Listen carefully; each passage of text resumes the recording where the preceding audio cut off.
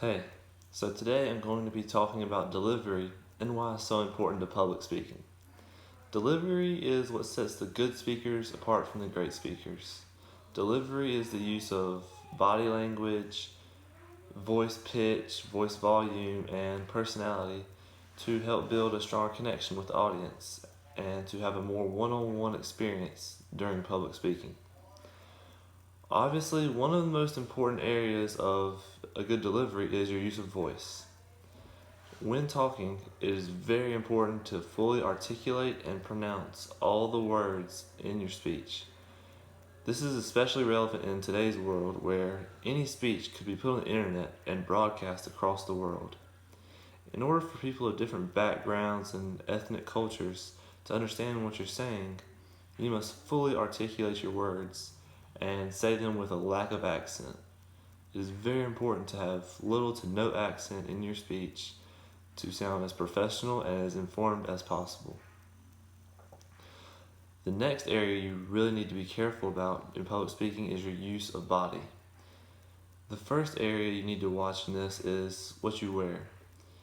You need to dress for the occasion. You wouldn't wear a ball cap and jeans to present a project to the CEO of your company, but you wouldn't wear a three-piece suit and a tie to go talk to a group of Little League baseball players after a game. It's all relevant to your audience and what you're projecting to your audience. If you could nail these two areas down, there's a very good chance that you would wear something that not only ties into the atmosphere of your speech, but also to the level of professionalism you're trying to achieve in presenting this speech. Another thing that you really need to watch when you're presenting is your posture. You need to have a confident posture that helps build trust and reliability with the audience. This is called poise. Poise is a use of hand gestures or body control that suggests you are very confident and you are very well known in your area that you are speaking. This helps build a sense of ethos or trust with the audience. Another way to build trust with the audience is eye contact. Eye contact is very important in public speaking, and it's important that you look at your entire audience and even pan over from time to time and look at your entire audience. Make sure that you have the attention of your audience. If you don't have the attention of your audience, then you need to maybe become more animated. Becoming animated is a term that means basically you speak out more, you use more hand gestures, and you get more involved in an effort to gain the attention of the audience. Now, the next area is rehearsal. Rehearsal is very important if you want to be a good public speaker.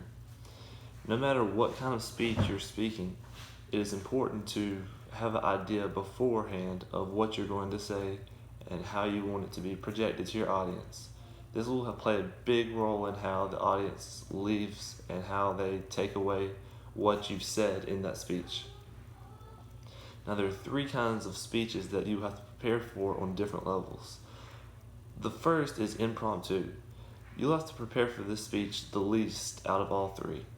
This is where you have a few seconds, maybe a few minutes to just gather your thoughts and speak off the top of your head. The next area is a scripted speech, and this is exactly what it sounds like. This is you reading a very direct manuscript and following it in a timely manner. It's not very personal, but you get the point across. There's a third called the expressiveness speech. This is a combination of the two. You study a subject for a long period of time, so you're very well known in the area. So in that sense, it's like a scripted one. You prepare for it longhand. But when it's actually time to speak, you just speak off the top of your head and you speak what you feel. In this way, it is like impromptu because you have no set guidelines you're going by. It's just you speaking your mind and what you've learned in this area. Now, in each one of these topics, you need to make sure that you correct yourself if you misspeak. This helps eliminate any sense of doubt in the audience and helps you project a sense of trust. Again, trust is very important to the audience.